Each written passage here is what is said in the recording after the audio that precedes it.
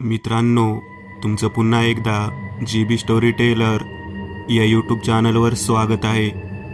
आजच्या आपल्या गोष्टीचं नाव आहे बाळंतिणीचा उतारा. लेखक संतोष देशपांडे. पण गोष्ट सुरू करण्याआधी जर कोणी या चॅनलवर पहिल्यांदाच आलेले असाल तर त्यांनी ह्या चॅनलला सबस्क्राईब करायला विसरू नका. चला तर मग अजिबात वेळ न घालवता गोष्टीला सुरुवात करूया.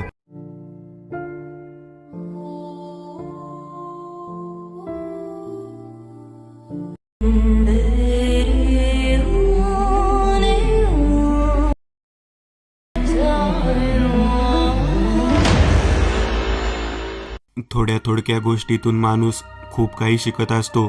आज माझ्यासमोर आलेलं एक काम सुद्धा अशाच प्रकारचं होतं. दीपिका सारखी मोठमोठ्यांदा ओरडत होती, मला या ठिकाणी नाही राहायचं, मला मोकळं सोडा, मला मोकळं सोडा. अण्णाची बहीण असणारी दीपिका ही एका वेगळ्याच प्रकाराने ग्रासलेली होती. नेमकं काय चाललं आहे हे कोणालाच काही समजत नव्हतं. अण्णा, माझ्या लहानपणीचा मित्र, माझ्यापर्यंत त्याचं घराणं घेऊन आला आणि म्हणाला, अरे दादा, हिला कशाने तरी झपाटलेलं दिसत आहे रे. ती चित्रविचित्र पद्धतीने बडबडते आणि मोठमोठ्यांदा ओरडते. काय कारण आहे तेच कळत नाही. अण्णाच्या बोलण्यावरती मी लक्षपूर्वक विचार करू लागलो. मी त्याला म्हणालो, तू जो काही व्हिडिओ दाखवला त्यावरून ती जरा फार विचित्र दिसत आहे. पण तुझ्या बहिणीला या ठिकाणी घेऊन ये, मला नेमकं काय आहे ते पाहू दे. संध्याकाळच्या आरतीच्या वेळी खरं काय ते कळून येईल. केवळ व्हिडिओवरून मी सांगू शकणार नाही. अरे दादा, तसं नाही. ती घरातून बाहेर आणण्याच्या लायकीचीच राहिलेली नाही. म्हणजे नेमकं काय होतं? 1-2 नव्हे, 4 चौघांनी जरी तिला धरलं तरी ती काही केल्या जागेवरून हालत नाही. मांसभक्षण, रक्तप्राशन अशा पद्धतीच्या गोष्टी बडबड करते. कसं तिला थांबवावं काहीच कळत नाही. माझ्या डोक्यामध्ये तर हे सर्व काही भुताटकीचं वाटत आहे. अरे किती कवळी आणि लहान मुलगी आहे दीपिका.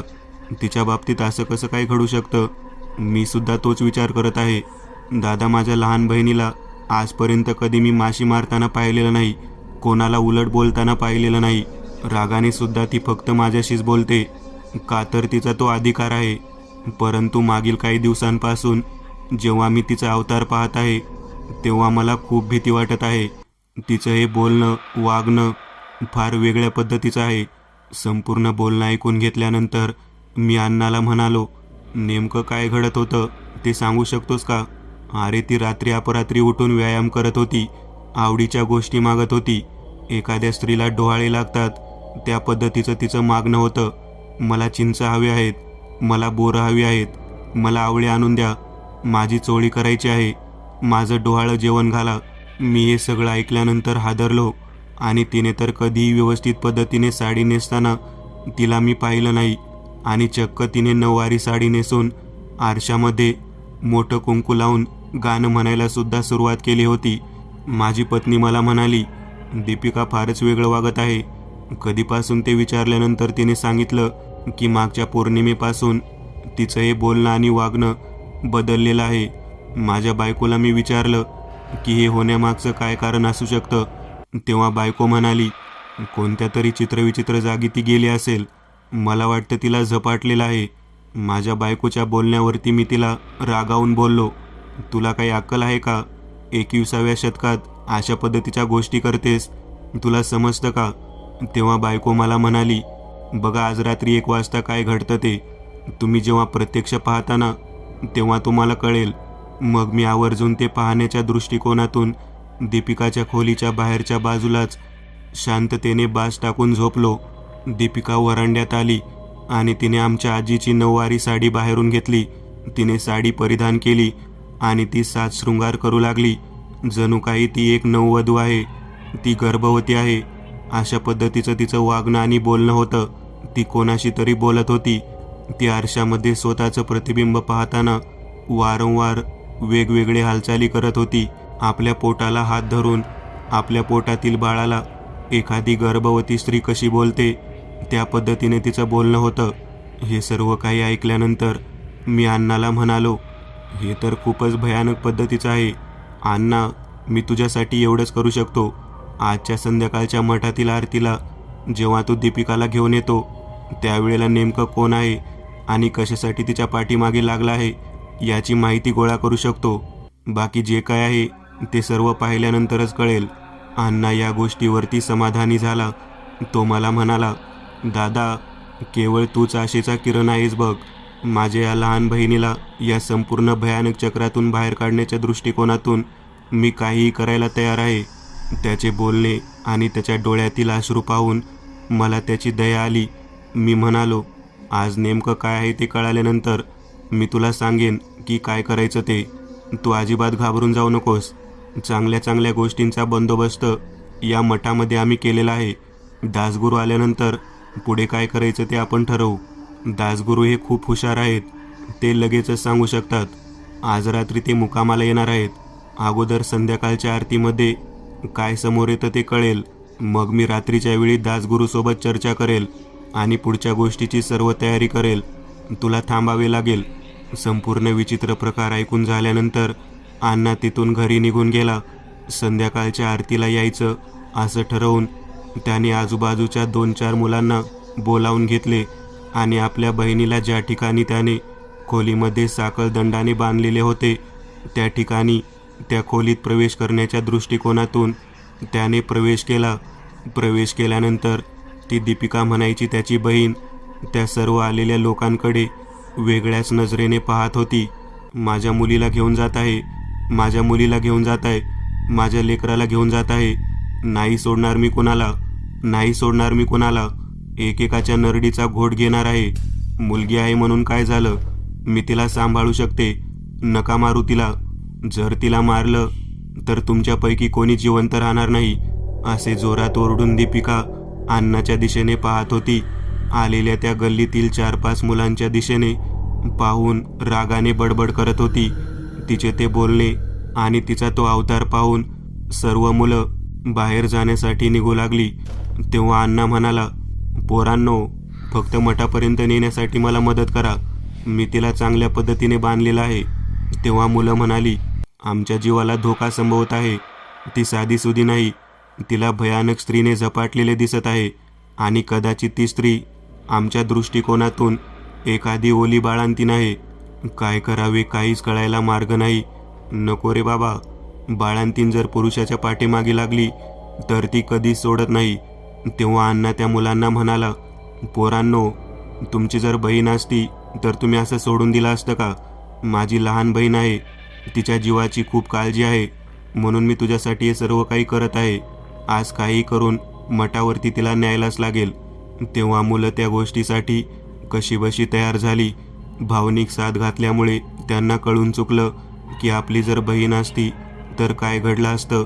त्यांनी दीपिकाला मागच्या बाजूने घट्ट धरलं आणि दरवाजाच्या बाहेर नेण्याच्या दृष्टिकोनातून तयारीला सुरुवात केली. गाडीमध्ये बसवत असताना दीपिकाने तिच्या आजूबाजूला बसलेल्या दोन्ही मुलांना हाताने चांगलेच दाबून धरले आणि ती म्हणाली, मला काही झालं तरी कोणीही काही करू शकत नाही.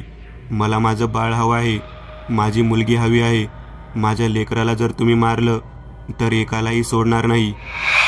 कसेबसे करत त्या गाडीमधून दीपिकाला मठावरती आणण्यात आलेले होते. संध्याकाळच्या आरतीला बराच वेळ होता. तोपर्यंत ती बाहेर वरांड्यामध्येच बसलेली होती. मठाच्या कमानीच्या आतमध्ये ती यायला तयार नव्हती. तिने एका झाडाखाली बसणे पसंत केले होते. ती ओरडून ओरडून बाकीच्या मुलांना म्हणत होती, तुम्ही विनाकारण माझ्या अंगाला हात लावला. हे माझं झाड आहे. मी याला नाही सोडणार.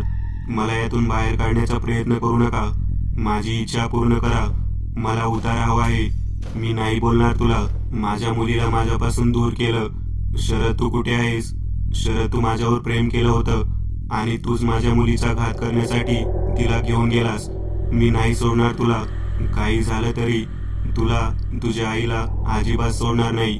हे सर्व काही ऐकल्यानंतर डोळ्यासमोर चित्र निर्माण झालं होतं की दीपिकाला जे कोणी व्यक्ती त्रास देत आहे ती एक बाळंतीण व्यक्ती आहे आणि ती स्वतःच्या नवऱ्याला सांगत आहे की ती आपल्या पोटची पोर, ती मुलगी आहे म्हणून मारण्यासाठी घेऊन गेलेला आहेस आणि त्यामुळेच ती ओरडत आहे. असा अंदाज जवळजवळ लक्षात आलेला होता. परंतु आता ती नेमकी मुलगी कोण जी दीपिकाला घेरलेली आहे, शरद कोण, हे काही कळायला मार्ग नव्हता. केवळ एकमेव साधन होतं ते म्हणजे मठामधील संध्याकाळची आरती. अण्णा माझ्याजवळ आला. आरतीची वेळ झालेली होती. मी अण्णाला म्हणालो, दीपिकाला या समोरच्या सभामंडपामध्ये घेऊन ये. आरतीला सुरुवात झाल्यानंतर जी कोणती वाईट शक्ती तिला त्रास देत आहे ती जागृत होईल आणि ती स्वतः कोण आहे ते सगळं काही सांगेल. अरे ती झाडाखाली बसलेली आहे. ती कोणतरी शरद म्हणून व्यक्ती आहे, त्याचं नाव घेत आहे. ती सांगत आहे की स्वतःच्या मुलीला तू मारतोस, तुला सोडणार नाही मी. आणि ती त्या शरदच्या आईबद्दल सुद्धा बोलत आहे. कोणती तरी विचित्र घटना नक्कीच घडलेली आहे आणि त्या केवळ एका कारणामुळेच ती कोणाला सोडणार नाही म्हणून ओरडत आहे. कोणताही पुरुष व्यक्ती समोर दिसला की ती रागाने ओरडते आणि जीवे मारण्याची धमकी देते. हे सर्व ऐकल्यानंतर मला कळून चुकलं की नक्कीच बाळंतीणबाईचा त्रास त्या मुलीच्या पाठीमागे लागलेला आहे. बाळंतीणबाई साधीसुधी स्त्री नसते. तिचं पिशाचं हे सहजासहजी जात नाही.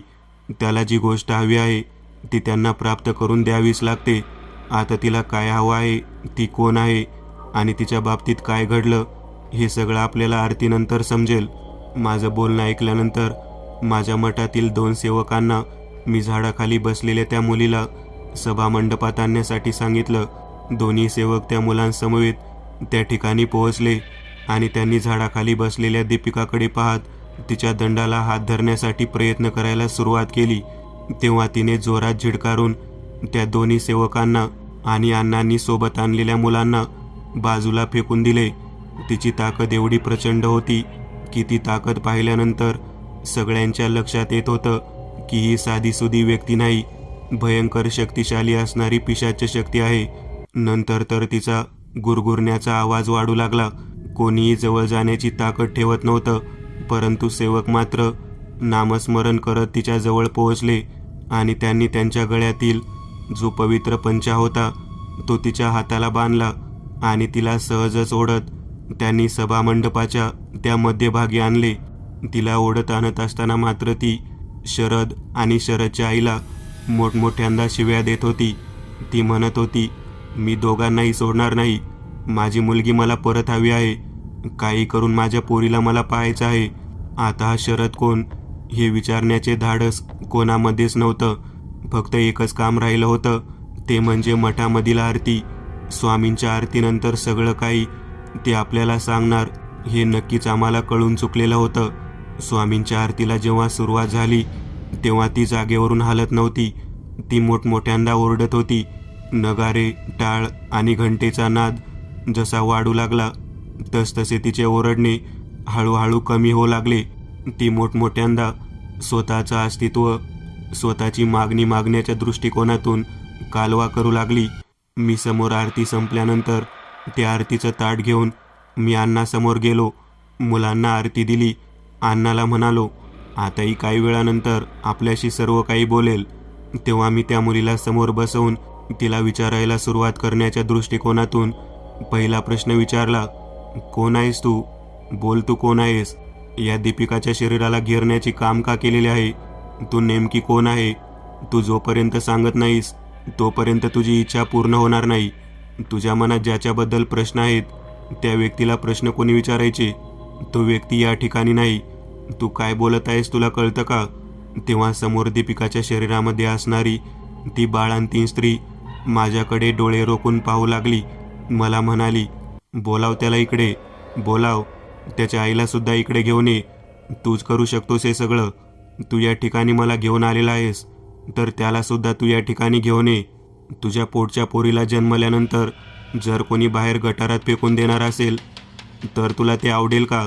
9 महिने मांसाचा गोळा मी सांभाळून किती स्वप्न रंगवून त्याला वाढवलेले होते. केवळ ती मुलगी आहे म्हणून हा नराधम माझा नवरा स्वतःच्या आईचे बोलणे, कोण जर तिला बाहेर फेकून देत असेल तर त्या वंशाच्या दिव्याला काय करायचे? तेव्हा माझा जीव किती तळमळला असेल कळतं का? आज या आवेगामी मी ओरडत आहे, मी त्रास करून घेत आहे. ते सर्व काही माझं जे आहे ते मला परत मिळायला नको का? त्या नालायकाने मला किती त्रास दिला आहे माहीत आहे का? तो आता कुठेतरी दुसऱ्या बाईबरोबर संसार करत जीवन जगत आहे. परंतु माझ्या मृत्यूला कारणीभूत ठरलेल्या माझ्या नवऱ्याला, त्या नालायक शरदला माझ्यासमोर आणायला नको का? त्याने स्वतःच्या आईची इच्छा पूर्ण केली, परंतु माझ्या इच्छेचं काय? मी मृत्यूनंतर सुद्धा तशीच तडफडत आहे. माझं बाळ मला पाहायला हवं आहे. माझी मुलगी जर मला पाहायला मिळाली नाही तर मग मी हिचं शरीर सोडणार नाही. माझी इच्छा पूर्ण कर, मग मी या मुलीचे शरीर सोडून बाहेर निघून जाईन. मला माझ्या मुलीला पाहण्याची एकमेव इच्छा राहिलेली आहे. दीपिकाच्या शरीरामध्ये असलेल्या त्या भयानक स्त्रीला बोलत असताना चेहऱ्यावरती घाम आलेला होता. ती मला म्हणाली, तूच हे काम करू शकतोस. बोलाव शरदला, बोलावून घे. कोण शरद? कुठला शरद? तू कुठे राहतो? तू कोण आहे? तुझं नाव काय आहे? मला कळायला नको का? तू सहजच म्हणत आहेस की बोलावून घे, परंतु तुझं नाव काय? तू कुठे राहत होती? हे सगळं काही मला सांगावं लागेल ना. तेव्हा ती विचित्र पद्धतीने माझ्याकडे पाहत म्हणाली, तू एवढा ज्ञानी आहेस, तुला कळत नाही का मी कोण आहे ते? तेव्हा मी म्हणालो, मी तेवढा मोठा ज्ञानी व्यक्ती नाही. दासगुरू म्हणून एक व्यक्ती आहेत, ते काही वेळानंतर येणार आहेत. आज संध्याकाळी मुक्कामाला. ते खूप ज्ञानी आहेत. त्यांना या सर्व गोष्टी कळतात. व्यक्तीचा चेहरा पाहिल्यानंतर त्यांना त्यांचं ठाव ठिकाण सगळं काही कळतं. तेव्हा ती माझ्याकडे पाहत म्हणाली, मी उषा आहे. तिने स्वतःचे नाव सांगायला सुरुवात केली. मी उषा, माझे नाव उषा आहे.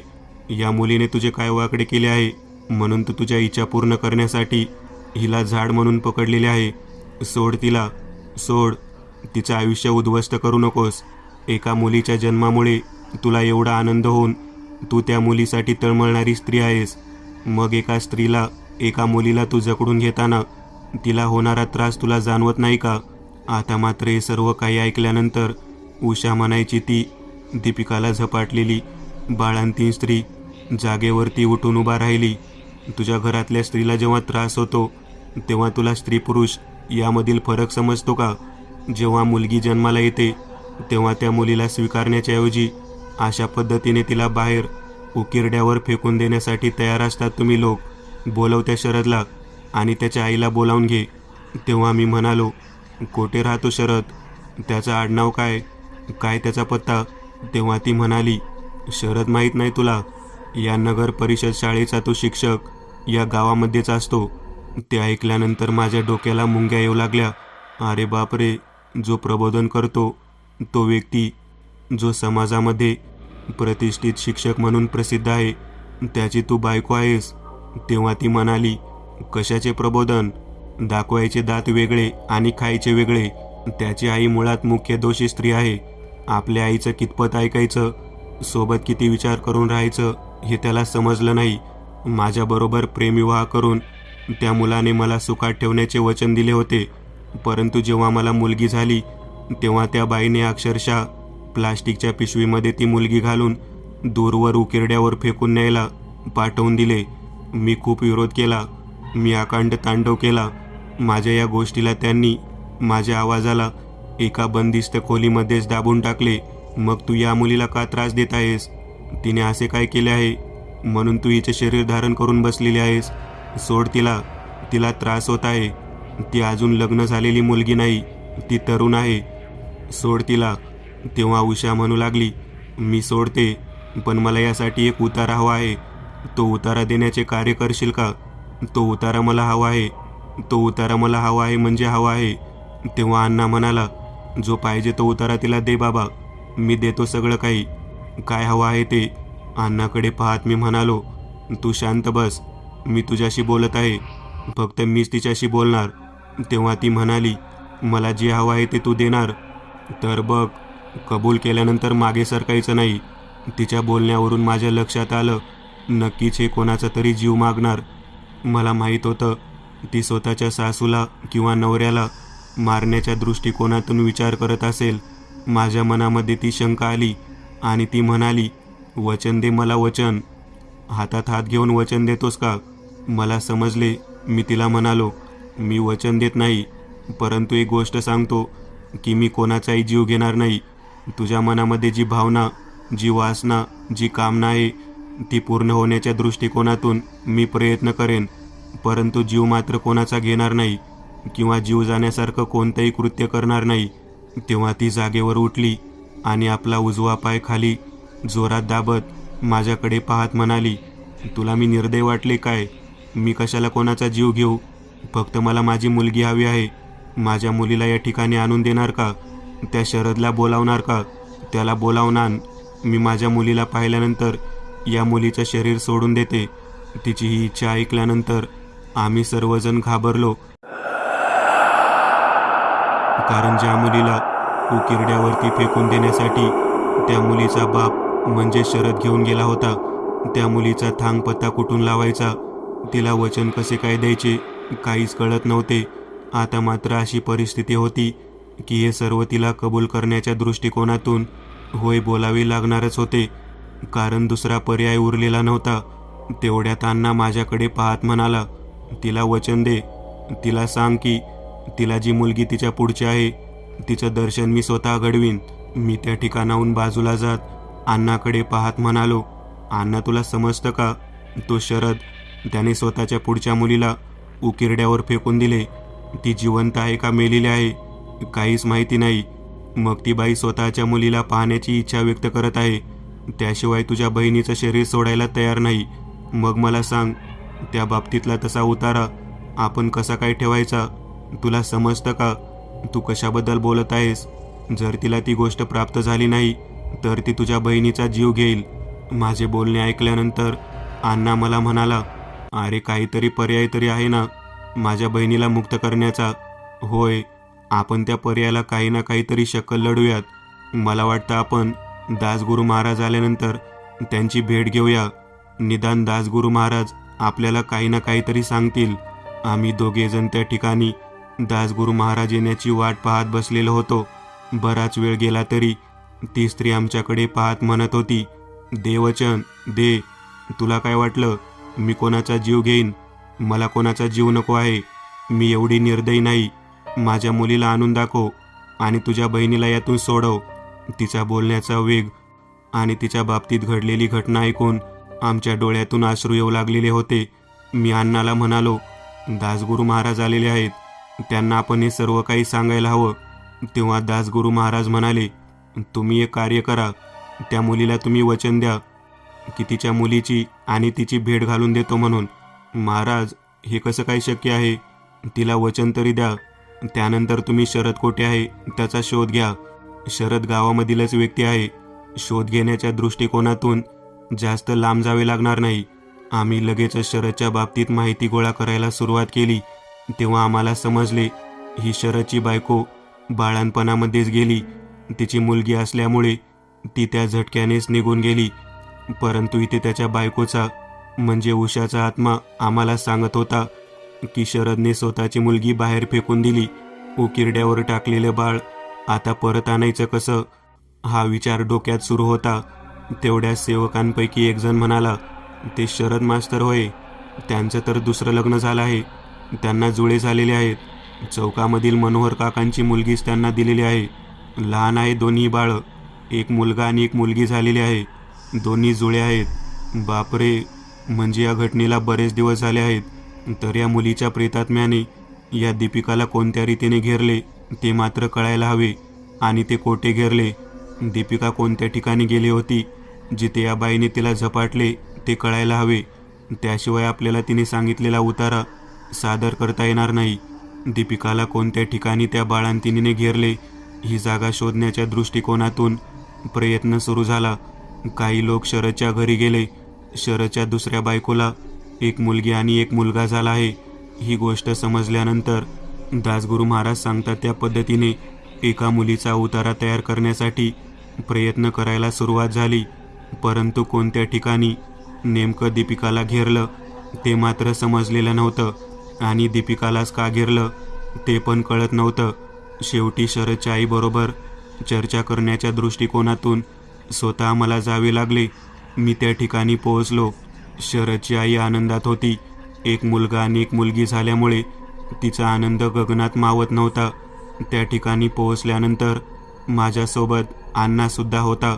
अण्णा शरदला आणि त्याच्या आईला पाहत म्हणाला, तुमच्या अगोदरच्या बायकोचे निधन कोणत्या कारणामुळे झाले? हा प्रश्न विचारल्यावर ते दोघेजण चाचपले. शरदची आई म्हणाली, बाळणपणामध्ये गेली बिचारी. एक मुलगी झाली होती, ती जन्मतः मृत होती, त्यामुळेच त्या धसक्याने ती जागेवरतीच गेली. हे सांगत असताना मी त्या बाईकडे पाहिले. आणि तिला म्हणालो, खोटं बोलू नका. तुमच्या सुनबाईने ते धसका घेऊन स्वतःचा जीव घालवलेला नाही, तिचा जीव घेण्यात आलेला आहे. तिच्या मृत्यूनंतर ती भूत होऊन गावातील लोकांना त्रास देत आहे. तुम्ही तिला कुठे मारले ते सांगा, नाहीतर तुमच्या या दोन्ही जन्मलेल्या लहान मुलांना ती सोडणार नाही. तेव्हा शरदची आई म्हणाली, नाही नाही, आम्ही तिला मारलं नाही, ती स्वतःहून मृत्युमुखी पडली. तेव्हा मात्र काय बोलावे समजेना. शरद आणि त्याच्या आईला आम्ही त्यांच्या आजूबाजूच्या लोकांसमोर बोललो असल्यामुळे त्या दोघांना शांत राहावे लागले. ते आम्हाला म्हणाले, तुम्ही जे सांगता ते करतो, परंतु असे नका खोटे काही बोलू. तेव्हा शरदच्या आईला उषासमोर न्यायचे म्हणून आम्ही ठरवले. शरदची आई आणि शरद दोघेजण आमच्यासोबत मठामध्ये यायला तयार झाले. मठामध्ये उपस्थित असलेले उषा, जी दीपिकाच्या अंगात होती, तिला विचारल्याशिवाय आम्हाला कळणार नव्हतं की नेमकं दीपिकालाच का तिने ग्रासलेले आहे. तेव्हा दासगुरू महाराजांसमोर बोलायला सुरुवात झाली. शरदची आई म्हणाली, मी कोणाला मारलं नाही, मी फक्त जन्मलेल्या मुलीला अनाथ आश्रमामध्ये सोडण्यासाठी सांगितलं. आम्ही मुलीचा जीव घेतलाच नाही. दीपिकाच्या शरीरामध्ये असलेली उषा मोठ्याने ओरडत तिच्याकडे पाहत म्हणाली, नालायक बाई, स्वतःच्या मुलाला जाणून बुजून तू ते कृत्य करायला लावलेस. तुला माहीत आहे का, तुझ्या मुलाने पिशवीमध्ये जन्मलेली मुलगी घालून एका दवाखान्याच्या बाहेर सोडली. ती जिवंत आहे का नाही ते सुद्धा पाहिलं नाही. दवाखान्याच्या बाहेरच्या उकिरड्यावरती तिला फेकून देऊन तो परत आला. माझा जीव तळमळून गेला, तरी तुम्ही दोघांनी माझं काही ऐकलं नाही. फार दुःख यातना झाल्यामुळे माझा जीव त्यातच गेला. जरी माझ्या मरणाने मेले असले तरी त्याला कारणीभूत तुम्ही दोघेजणच आहात. दीपिकाच्या शरीरातून तोंडातून येणारा उषाचा आवाज ऐकल्यानंतर मात्र शरद आणि त्याची आई दोघेजण चांगलेच घाबरले. मठातील सेवकांनी त्यांना घट्ट धरून ठेवले आणि विचारायला सुरुवात केली. तेव्हा शरद दीपिकाकडे पाहत म्हणाला, ही मुलगी तर नर्सचं काम करते. मी जेव्हा मुलगी हॉस्पिटलच्या बाहेरच्या उकिरड्यावरती सोडली होती, तिथेच ही काम करत होती. या मुलीनेच मला पाहिले होते. आता मात्र दासगुरू महाराज दीपिकाकडे पाहत म्हणाले, या मुलीला आत घेऊन जावा. शरद, तू सुद्धा घरी निघून जा. तेव्हा दासगुरू महाराजांकडे पाहत दीपिकाच्या शरीरातील उषा म्हणाली, माझ्या उतार्याचं काय? तेव्हा महाराज म्हणाले, तुला तुझा उतारा उद्या रात्रीपर्यंत प्राप्त होईल. तुझी मुलगी तुला पाहायला मिळेल, काही काळजी करू नकोस. तेव्हा ती म्हणाली, जर नाही मिळाली तर या मुलीच्या शरीरात मी राहून एकाला सुद्धा जिवंत सोडणार नाही. लक्षात ठेवा, या बाळांतिनीला तिचा हवा असलेला उतारा मिळायलाच हवा. हे सर्व ऐकल्यानंतर तेथील लोक खूपच घाबरले. दीपिकाचा आवाज, बोलण्याची पद्धत पाहून सर्वजण चांगलेच घाबरले होते. दासगुरू महाराज म्हणाले, आता दीपिकाला आत घेऊन जावा. दीपिकाला आत नेण्यात आले. एका खोलीमध्ये तिला बंदिस्त करण्यात आले. आम्ही सर्वजण महाराजांसमोर बसलो. महाराज म्हणाले, अण्णा, याच्या बहिणीने नर्सिंगचं काम करत असताना त्या पिशवीत फेकलेल्या मुलीला आपल्या समवेत घेतलं आणि त्या मुलीला तिने अनाथ आश्रमात भरती केलं. आज ती मुलगी 2-3 वर्षांची असेल. त्या मुलीला जर आपण समोर आणलं तर ती स्वतःच्या मुलीला ओळखू शकेल. मला वाटतं आपण अनाथ आश्रमात जाऊन त्या दिवशी कोण कोण भरती झाला आहे त्या मुलीला शोधायला हवं आणि तिला या ठिकाणी रात्रीच्या वेळी आणायला हवं. एक भयानक प्रवासाला सुरुवात झालेली होती. एका बाळंतिणीच्या उतार्यासाठी, तिच्याच मुलीचा इंतजाम करण्यासाठी आम्ही सर्वजण निघालेलो होतो. दीपिका ज्या हॉस्पिटलमध्ये काम करत होती त्या ठिकाणी जाऊन आम्ही कोणत्या दिवशी तिला बाळ सापडलं ते शोधून काढलं. शरदसुद्धा आमच्या मदतीला आला आणि त्याने त्याची स्वतःची मुलगी ज्या आश्रमात आहे तेथून स्वतःच्या ताब्यात घेतली. शरदची आई चांगलीच घाबरलेली होती. आश्रमातून मुलगी ताब्यात घेतल्यानंतर आश्रमातील लोकांनी दीपिका म्हणायच्या मुलीने या ठिकाणी त्या मुलीला भरती केलं आहे हे सांगितलं आणि ती दर अमावस्या पौर्णिमेला त्या मुलीला भेटायला येते असे सुद्धा सांगितले. बरोबर उषा ही पौर्णिमेच्या दिवशीच दीपिकाला झपाटलेली होती. कदाचित उषाने दीपिकाला ओळखलेले होते, त्यामुळेच आपल्या मुलीला भेटण्याच्या इच्छेनेच तिने तिला झपाटलेले होते हे दासगुरू महाराजांच्या लक्षात आले. शरद आपल्या मुलीला घेऊन दुसऱ्या दिवशी रात्री आपल्या पहिल्या पत्नीच्या आत्म्याला भेटण्याच्या दृष्टिकोनातून तयार झाला होता. परंतु दासगुरू महाराजांनी त्याला त्याची परवानगी दिली नाही. ते म्हणाले, ही गोष्ट केवळ अण्णा करू शकतो, कारण अण्णाने तिला वचन दिले आहे. अण्णाने ते वचन जर पाळले तर ती दीपिकाचे शरीर सोडून निघून जाणार आहे. तुला त्या गोष्टीचे महत्त्व समजले नाही आणि तुला त्या गोष्टीबद्दल प्रेमसुद्धा नाही. आता जीवाच्या भीतीने हे तू सर्व काही करत आहेस. दुसऱ्या दिवशी अण्णांनी माझ्यासमोर त्या मुलीला आपल्यासोबत घेतलं आणि त्या खोलीच्या दिशेने आतमध्ये प्रवेश केला. दीपिकाच्या शरीरामध्ये असलेली उषा तिच्याकडे पाहत डोळ्यातून अश्रू काढू लागली. तिचे अश्रू वाहू लागले. तिने आपल्या मुलीला ओळखले होते. ती अण्णाकडे पाहत म्हणाली, माझ्या मुलीला पाहण्याची इच्छा होती, ती तू पूर्ण केलीस. मला माझ्या मुलीला जवळ घेऊ दे. तेव्हा त्या मुलीला दीपिकाजवळ सोडण्यात आले. तिने घट्ट मिठी मारून आपल्या डोळ्यातून अश्रू पुसत पुसत तिच्या गालाचे पापे घ्यायला सुरुवात केली आणि ती रडू लागली. तिचा आत्मा तळमळू लागलेला होता. हे सर्व दृश्य पाहून दासगुरू महाराज यांना सुद्धा खूप वाईट वाटले. ते शरदकडे पाहत म्हणाले, केवळ मुलाची अपेक्षा केल्यामुळे तू तुझ्या आयुष्यातून चांगल्या मुलीचे प्रेम तर घालवलं, शिवाय चांगल्या बायकोचं अस्तित्व सुद्धा घालवलं. अण्णाला वचन दिल्याप्रमाणे उषाने आपल्या मुलीचं दर्शन घेतल्यानंतर, तिची भेट घेतल्यानंतर दीपिकाचे शरीर सोडून दिलं. अखेर आईचे आणि मुलीचे प्रेम हे मृत्यूनंतर सुद्धा त्या बाळंतिणीच्या उतार्यानुसार सिद्ध झालेलं होतं. एक भयानक सत्र एका मातीच्या करुणामय भेटीनं संपुष्टात आलेलं होतं. मी एक नवीन चॅनल ओपन करत आहे.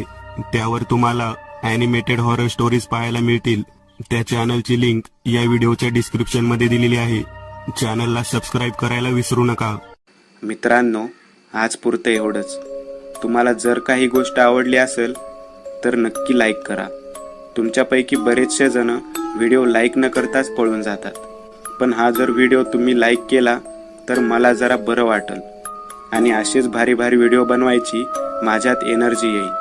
त्यामुळे नक्की लाईक करा आणि अजूनही कोणी या चॅनलला सबस्क्राईब केलेलं नसाल तर लगेच सबस्क्राईब करून टाका आणि बाजूची घंटी ती मात्र दाबायला विसरू नका. देवाची घंटी आहे ती. चला तर मग पुन्हा भेटूया अशीच एक आगळी वेगळी गोष्ट घेऊन पुढच्या भागात.